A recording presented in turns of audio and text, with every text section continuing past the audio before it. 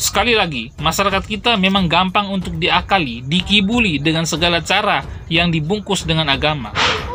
Jualan atas nama agama di Indonesia memang sangat laku. Sayangnya, masyarakat kita memang belum sadar-sadar, walau berita tentang penipuan berkedok agama itu sering kita baca di berita maupun nonton di TV atau YouTube. Masyarakat kita kembali menjadi korban lagi untuk kesekian kalinya. Indonesia adalah surganya donasi, apalagi donasi dibungkus dengan agama. Padahal itu semua hanyalah bungkusan saja, karena yang sebenarnya adalah penipuan. Penipuan dengan tujuan memperkaya diri sendiri dan dipakai untuk membiayai pemberontak di luar negeri.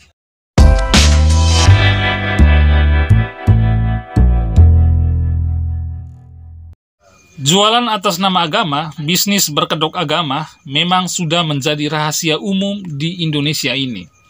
Dan jualan yang mengatasnamakan agama ini adalah pekerjaan yang paling gampang yang dilakukan oleh oknum-oknum dan atau lembaga-lembaga tertentu. Contohnya, bisnis berkedok agama. Ada oknum ustadz yang bilang kalau kamu sedekah 1 buah motor, maka kamu akan mendapat balasan dari Tuhan 2 buah motor. Kalau kamu bersedekah 1 juta rupiah, maka kamu akan mendapat balasan dari Tuhan berkali-kali lipat menjadi 100 juta rupiah. Pengikutnya atau umatnya akhirnya terperdayalah dengan kalimat-kalimat seperti itu. Hanya karena pengen mengikuti jejak sang ustadznya dan pengen kaya, gelaplah mata mereka dan tanpa berpikir panjang menggunakan logika lagi, mereka akhirnya terjebak dengan kalimat-kalimat tersebut. Belum lagi kalau sang oknum ustadz tersebut membawa-bawa nama Tuhan dan ayat-ayat suci dalam setiap promosinya itu. Hasil akhirnya apa? Motor yang kita kredit diberikan secara cuma-cuma kepada oknum ustadz tersebut. Sementara itu kita terus-terus dikejar oleh debt collector karena tidak mampu lagi mengangsur motor hasil kredit tersebut. Atau ada contoh seperti ini. Oknum ustadz mengajak umatnya atau jamaahnya untuk berinvestasi di perusahaannya. Dengan janji, kelak kamu akan mendapat keuntungan berkali-kali lipat dari Tuhan. Umatnya yang bodoh itu terjebak lagi.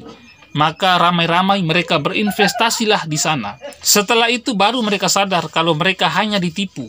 Maka mereka mulailah protes ke sana kemari, mencari oknum ustadz tersebut untuk meminta pertanggungjawaban dan mengembalikan uang mereka itu.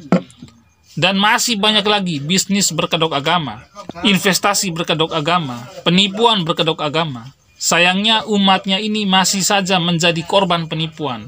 Sepertinya mereka ini tidak belajar dari kasus-kasus sebelumnya. Nah, berita terbaru kali ini yang menjadi ramai perbincangan di media sosial adalah terkait ACT atau Aksi Cepat Tanggap, salah satu lembaga sosial penggalang donasi. Ternyata mereka ini baru saja dibongkar habis-habisan oleh Media Tempo. Salut untuk Media Tempo yang telah menyiarkan kabar ini. ACT, sebuah lembaga sosial penggalang dana ini ternyata menurut informasi yang beredar, menilep uang sumbangan umat yang selama ini diberikan kepada ACT, yang ternyata dimanfaatkan dan dipergunakan untuk kepentingan pribadi para petinggi-petinggi ACT itu sendiri. Bagaimana tidak? Para pengelola ACT sendiri mendapat gaji yang begitu besar, nyaris mengalahkan gaji komisaris BUMN. Nah, berdasarkan list dari Media Tempo, gaji Ketua Dewan Pembina ACT 250 juta rupiah per bulan. Pejabat di bawahnya seperti senior vice president mendapat gaji 150 juta per bulan. Lalu vice president mendapat 80 juta rupiah per bulan. Lalu level direktur eksekutif digaji 50 juta rupiah per bulan dan direktur mendapat 30 juta rupiah per bulan. Belum lagi gaji untuk para karyawan sampai pada cleaning service pasti mendapat upah yang sangat fantastis. Jelas gaji mereka tidak kalah dengan gaji direksi BUMN atau perusahaan swasta. Gaji yang diterima pengelola ACT dalam setahun juga bisa mencapai 18 kali. Hal ini karena ada beraneka ragam bonus. Misalnya saat Idul Adha, mereka mendapat 1 gaji bonus kurban.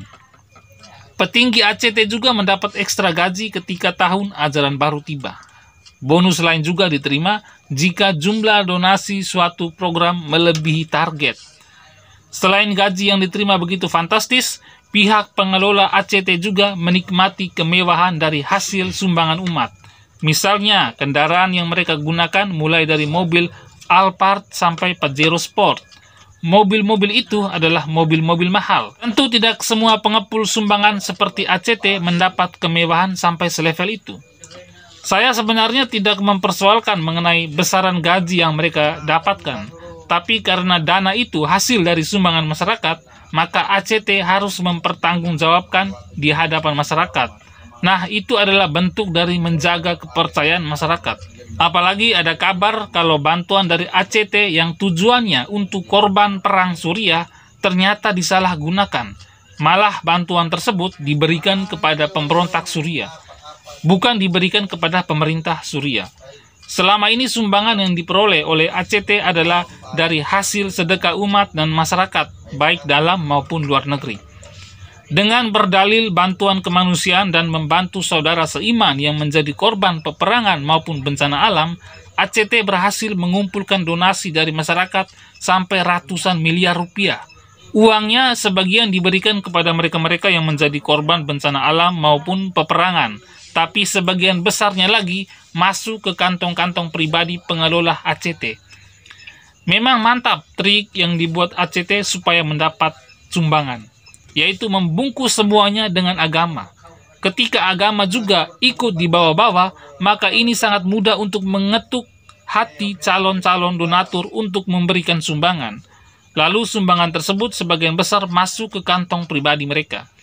Artinya pihak pengelola sudah berhasil mengelabui masyarakat.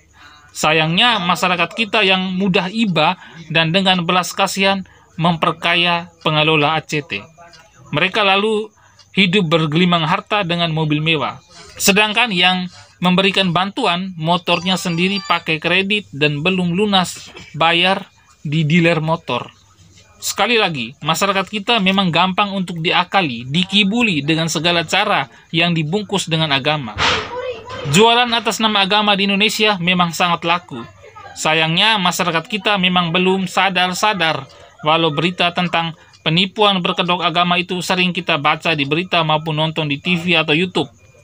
Masyarakat kita kembali menjadi korban lagi untuk kesekian kalinya. Indonesia adalah surganya donasi, apalagi donasi dibungkus dengan agama. Padahal itu semua hanyalah bungkusan saja, karena yang sebenarnya adalah penipuan. Penipuan dengan tujuan memperkaya diri sendiri dan dipakai untuk membiayai pemberontak di luar negeri. Semoga pihak berwajib segera memproses dan menindaklanjuti kasus penipuan ini. Sekian dan terima kasih.